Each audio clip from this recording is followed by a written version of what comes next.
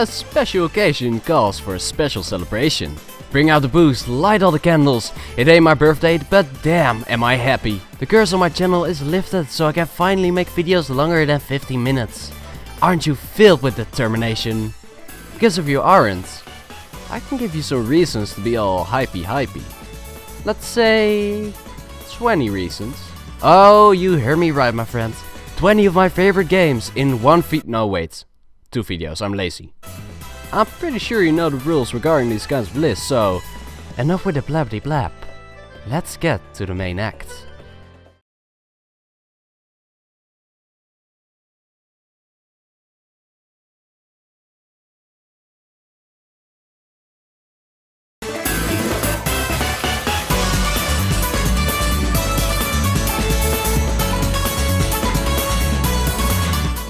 It's no secret that indie games have become an essential part of modern gaming, since the games that indie developers deliver are of high quality and don't leave a dent in your oh so precious wallet. One look at Undertale will say enough, but given the fact that I spoiled everything for myself before playing the game, Undertale didn't have the same amount of impact on me as for other people. Which is quite a shame really. But no fear, there is still hope for indie games on this list. For the number 20 at least. If anyone were to ask me what I like about Cave Story, I would kind of reply with fucking everything! The graphics, the bosses, the music, the gameplay. It's also goddamn beautiful. Cave Story is just what I'm looking for in an indie game. Fun gameplay, a charming style, and lots of secret stuff. The game doesn't have the longest story, but given the fact that there's absolutely no freaking way that you know beforehand how to get a happy ending, you'll be exploring the cave more times than you'd think. And don't even get me started on the true final boss. Let's just say, it will be a hellish experience taking him on.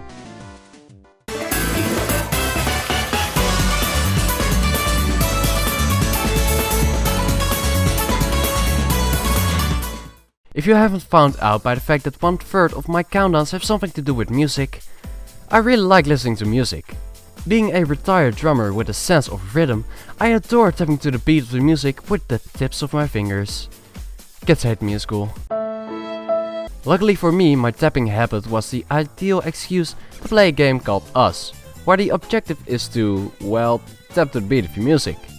The best comparison for Us is Osu. Oh fuck it, I'm just gonna call it Osu. That I can make is to compare to Rhythm Thief, but with mountains of more content. There are literally levels, or rather beat maps, for every song imaginable. Pokemon theme song? Go wild! Final Fantasy battle themes? Sure! Why the hell not? Fucking Dick in a Box has his own beat map. It's my dick in a box. My dick in a box, girl. Finding these beat maps isn't even hard, since you can easily download them on the official website, making it quite user friendly. I think the thing I like the most about Osu is just how much freedom you get. You can customize the game to your own preference, trade songs with other players, spice up the difficulty, and then you still have 3 other modes to explore. Still not enough for you? Well, take on the best of the world and try to beat the scores in every bitmap. The emphasis, however, is on try.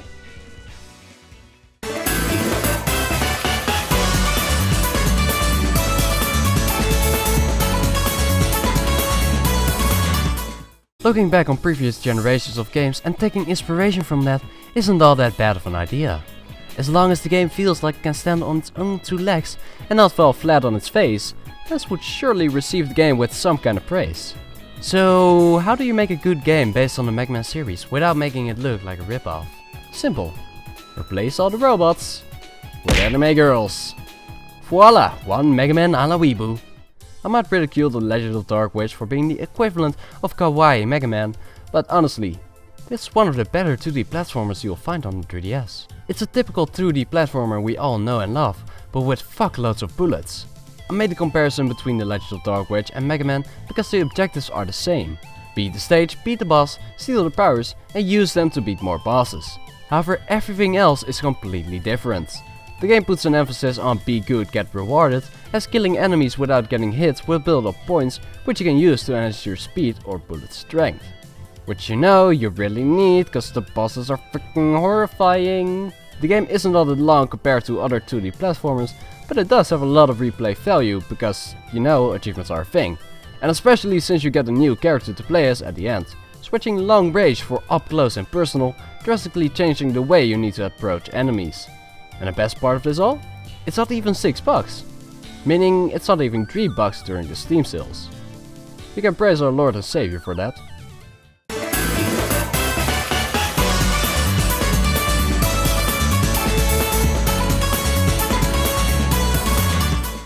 One of the benefits of having your Wii hacked, other than the fact that everything is free, except for the hacking, is that you can play games that aren't easily accessible, or... Jesus Christ, look at this price! Put on your pirate hat, set sail, cause we are gonna puzzle. Yeah, puzzle. Who wants a pirate who plunders and kills enemies? Nah bruh, Second Wiki sure puts a foot under the whole stereotypical point of view people have on pirate games. Second Wiki is a charming Wii exclusive, where instead of the typical killing and plundering you would expect from a pirate game, you will have to think your way through dangers. Your objective for each level is to get to the treasure using whatever you can find on your way without dying to all the stuff the game throws at you. Which is quite frankly easier said than done. The gameplay consists mostly of clicking things and using your partner Wiki to transform enemies into objects or vice versa, but the game does use a variety of clever ways to input the Wii motion controls for an added layer of fun. Speaking of fun, this game is without doubt some of my favorite levels in any video game. With that, I mean that every level brings something new to the table, making them not only divergent from each other, but also very memorable. If you still have a Wii and some spare money, it would be a wise choice to buy this gem. Or, you know. Being a pirate is a wretched thing. Do what you want.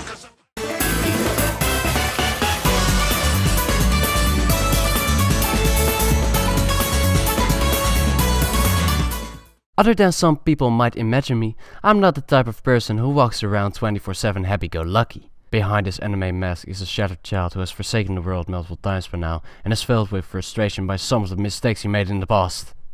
So, what do I do to blow up some steam? Die! Ah shit! If I were to summarize Metal Gear Rising Vengeance in 2 words, I would say that the game is stupidly awesome. Instead of the stealth and tactical gameplay Metal Gear is known for, this spin-off throws it all out of the window for fast-paced hack and slash combat.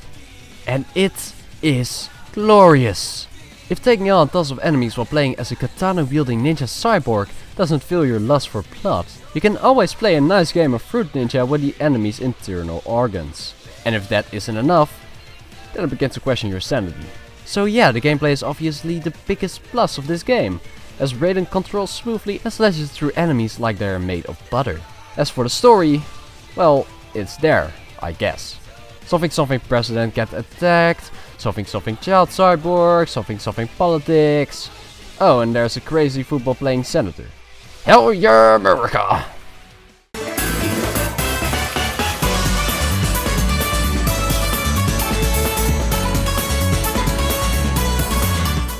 Kid Icarus is a franchise that everyone thought was as dead as that could be, until 70 years since the first game, Nintendo put the main character of the game in Super Smash Bros. Brawl, and people were like, who is this guy? 4 years later and the angel got a brand new game he deserved, called Kid Icarus Uprising. Of course I can talk a good 2 minutes or so about this game, but I have a friend who's just dying to make a cameo. Meh, I got better things to do. Plants.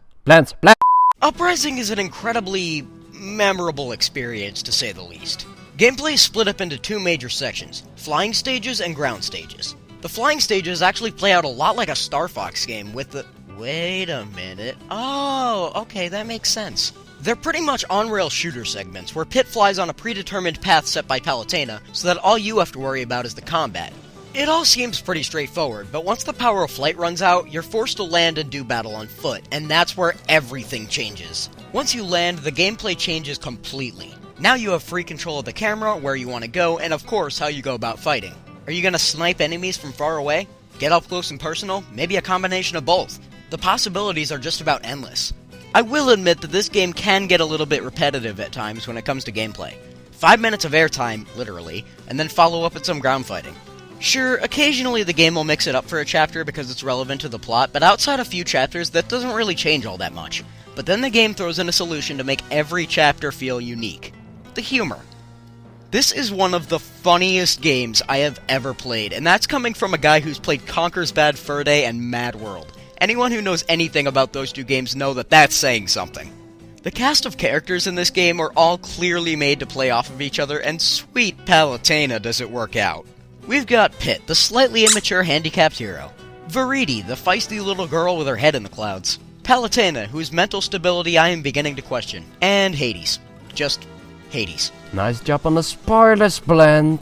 Really? If you didn't know about this guy by now, you probably haven't been on the internet in the past 4 years. He is the absolute definition of a troll, and holy crap is it glorious. So, is that it? Can I go? No.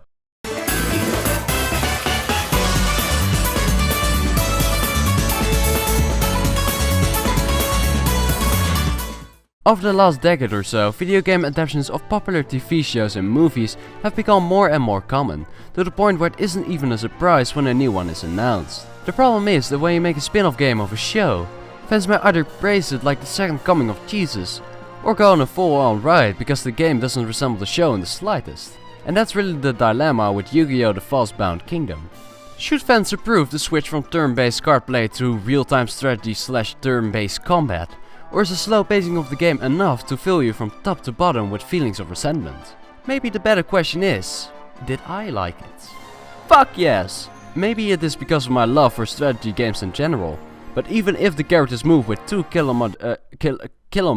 kilometers an hour, I couldn't stop playing the game. One of the most appealing things about this game is the ridiculous amount of secret characters you can find on your playthrough.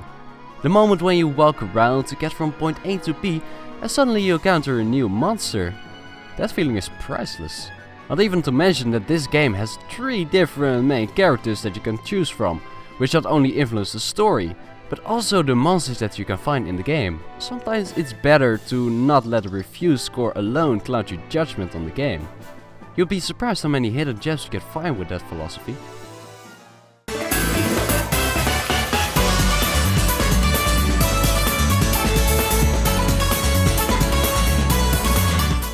When it comes to Kingdom Hearts, the opinions differ from person to person. Some love it for giving them a chance to relive their childhood, but think it tries way too hard with the plot, and some hate the worlds, but love how everything is connected with each other. I'm the second one of those people. Fuck the worlds, I'm here to kick some ass and stick my key in all kinds of holes. Wait, what? The Kingdom Hearts storyline is confusing. I get it. What the hell is this shit? But come on, guys. Of course no one knows what's going on. It's Kingdom Hearts. With each and every game they add a new layer of mindfuckery. But does that stop you from loving it? No. Especially the second game did it right. With an enhanced combat system, more story and the addition of quick time events, which are pure eye candy when you pull them off. If you can get through the 3-hour-long prologue, which I still question the existence of, you're in for one hell of an adventure. There's Organization 13, and more Organization 13, and more boss fights with Organization 13, and Organization 13, this game's on number 13, and Organization 13, and oh, I love it!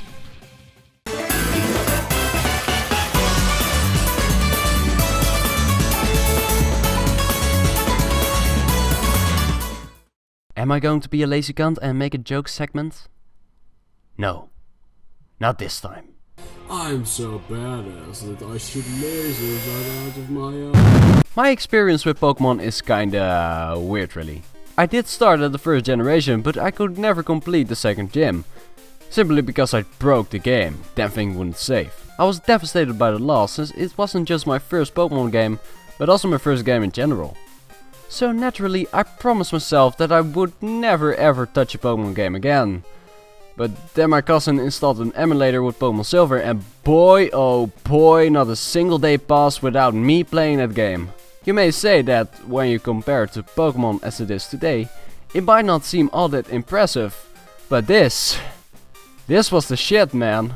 Suddenly players were treated with all kinds of new stuff. Some of course were better than others, but all in all, the game was way better than people would have imagined. Day and night cycles, the inclusion of dark types to counter the almighty ghost types, and when you beat the Pokemon League and think that the game is over, the game is all like, psych! You still have shit to do in Kanto. Oh, and Mount Silver? Yeah, I'm still trying to get over it.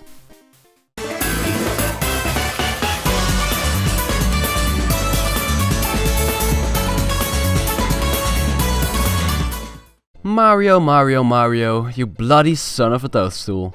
You always filled my childhood with happiness and joy with your simple yet entertaining platformers. And of course all the other spin-offs you were part of. But oh my, so many games, so many Marios. Which one could possibly be my favorite?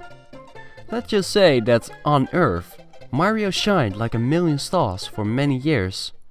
But it was in space where Mario, in my eyes, became a legend. When I first played Super Mario Galaxy, I couldn't believe my eyes. Mario in space! I couldn't believe my eyes because the plumber breaks like what, 50 laws of nature or so?